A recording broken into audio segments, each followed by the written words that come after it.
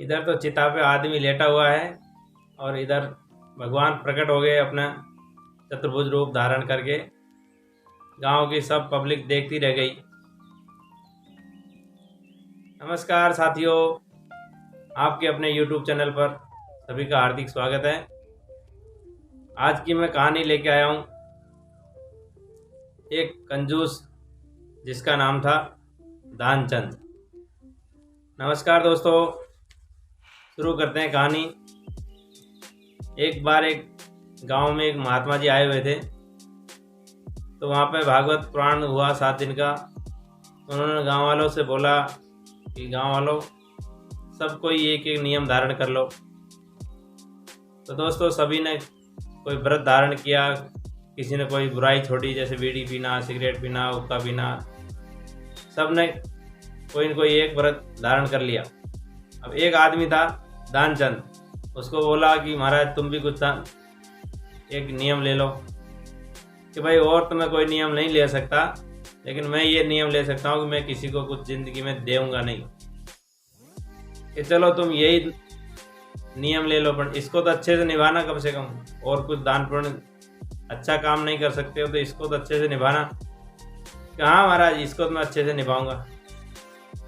तो दोस्तों होता क्या है, एक बार कहीं दान पुण्य करने का बारी आया तो दानचंद जी से बोला कि तुम भी करो कुछ दान पुण्य। बोला कि हम सब पूरा गांव ही दे रहा है तो हमारा देना कोई ज़रूरी थोड़ी है, पूरा गांव तो दे ही रहा है।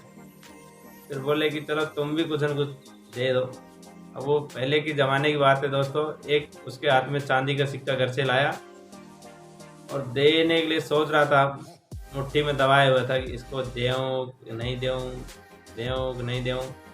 उसने 5-10 मिनट, आधा घंटा उसको ऐसे ही मुंह में मुट्ठी में बंद रखा। जब उसका देने का नंबर आया, जहाँ पहुंचने वाला था दान देने के लिए, तो देखा कि चलो एक बार मुट्ठी को तो देख लूँ खोल के, बाद में तो इस सिक्के का मेरा कहाँ दर्शन होएगा। तो इस तरह से मुट्ठी खोला तो देखो उसमें रुपया, उसमें पसीना आ गया अंदर ही अंदर मुट्ठी के अंदर। तो उसने कहा ये तो रो रहा है पैसा, चलो कोई बात नहीं, मैं इसको नहीं देता हूँ। तो जुदा होने के गम में रो रहा है, मैं तुमको नहीं दान करता हूँ। दोस्तों इस प्रकार से दानचंद की कहानी है। दोस्तों होता है क्या है, एक बार दानचंद के गांव से मात्र और मात्र 12 किलोमीटर दूर गंगा जी थी। तो उनकी पत्नी बोली कि चलो तुम कम से कम जीते जी एक अच्छा काम तो कर आओ, गंगा नहाए आओ। तुम देने के लिए तो कसम खा लियो कि मुझे किसी को ज़िंदगी में देना नहीं है। तो कहा हाँ चलो कोई बात नहीं, तुम कहती हो तो मैं गंगा नहाए आता हूँ। तो दोस्तों उसको किराया नहीं देना था, भाड़ा नहीं देना था, उसको देने का नियम संकल्प था उसका 110% कि मुझे देना नहीं किसी को कुछ भी। तो वो चला गया पैदल पैदल घर से निकल के। तो गंगा जी के किनारे पहुँचता है, देखा वहाँ पे कई सारे घाट बने हुए हैं। तो सभी घाटों पे बहुत सारी भीड़ लगी हुई नहाने वालों की, और सभी जगह दान लेने वाले पंडा लोग वहाँ पे बैठे हुए हैं लगा लगा के आसन। कोई तिलक कर रहा है, कोई मंत्र जाप करवा रहा है, दान दक्षिणा, बड़े बुजुर्गों के नाम की पूजा करवाते हैं, पिंडदान वगैरह। वो देख करके सोचा कि यहाँ तो साला आफत है, यहाँ भी देना पड़ेगा यहाँ नहाएंगे तो दोस्तों वो धीरे धीरे किनारे सटक लिया और एक जगह जहाँ मुर्दों को जलाया जाता है उस घाट पे पहुँच गया। वहाँ देखा तो कोई नहीं था, सन्नाटा था। उसने सोचा यहाँ पर चुपके से डुबकी मार लेते हैं, आपको गंगा जी से मतलब, गंगा जी नहा लेंगे। अब वहाँ पे उसने धीमे से अपने कपड़े उतारे और गंगा जी में पहुँच गया डुबकी लगाने। अब दोस्तों उसका संकल्प था कि मुझे किसी को देना नहीं कुछ भी। तो भगवान ने भी सोचा कि जब इसका संकल्प है तो ये संकल्प को देखे तो सही, पूरा कितना पूरा है, कितना झूठा है, सच्चा है। दोस्तों वहाँ पे भगवान जी पंडे का रूप धारण करके प्रकट हो जाते हैं। और वो जो आदमी था कंजूस दानचंद, उसने जैसे ही डुबकी लगा के निकला गंगा जी से, तो जो भगवान पंडा के रूप में आया हुआ था बोलता है हरिओम, यजमान की जय हो, यजमान की जय हो। दानचंद देख करके बोला मन ही मन कि साला यहाँ भी आ टपका ये पंडा। अब महाराज वो निकलता है नहा धो करके बाहर, और कंजूस दानचंद से भगवान बोलते हैं, जो कि ब्राह्मण के रूप में, पंडे के रूप में धारण करके आए वेश, बोले कि हम तो संतोषी ब्राह्मण हैं, इसी घाट पे पड़े रहते हैं, आपके जैसे हमारे यजमान आ जाते हैं कभी कभार, तो कोई कोई यजमान तो एक एक साल की रोटी दे जाता है, अन्नदान कर जाता है, और कोई कोई 6-6 महीने की।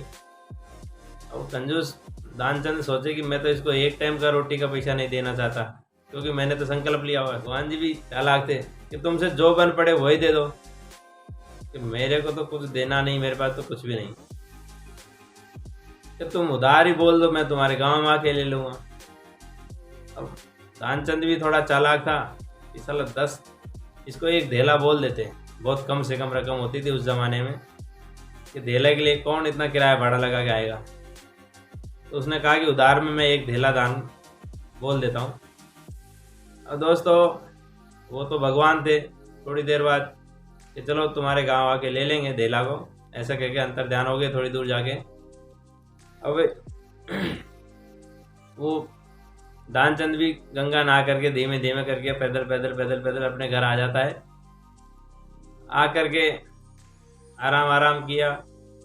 दूसरे ही दिन वहाँ पे भगवान पंडा के रूप में धारण होकर के उसके घर आ जाते हैं। घर का गेट बजाया, उसकी पत्नी बाहर आई दानचंद की कि सेठ जी हैं दानचंद जी? तो कहा हाँ है। तो पत्नी ने अपने पति को जाके बोला कि एक पंडा आया हुआ है, आपने गंगा जी में किसी को देने के लिए तो नहीं बोल दिया? तो हाँ एक धेला बोला तो था उधार। पति उसका बोला दानचंद की आप जाके बोल दो कि अभी सेठ जी बीमार है, 2-4 दिन बाद आना। अब पंडा भी अपना पूरा हट लेकर आया था कि चलो कोई बात नहीं, सेठ जी हमारे दानचंद जी हमारे बीमार हैं, तो जब तक सही नहीं हो जाते, जब तक मैं उनका हालचाल साल देखभाल यहीं कर लेता हूँ, यहीं दवा दारू करवा देता हूँ, कौन वापिस जाएगा। कि उसकी पत्नी को बोला कि आप तो मुझे थोड़ा सूखा सामान दे दीजिए, आटा दाल चावल, मैं अपना यहीं बना लिया खा लिया करूँगा, और यहीं नहा धो करके सेठ जी की सेवा कर दूंगा थोड़ी बहुत। दोस्तों पंडे का ये देख करके दानचंद जी बड़े परेशान हुए, ये तो साला आज लेके रहेगा।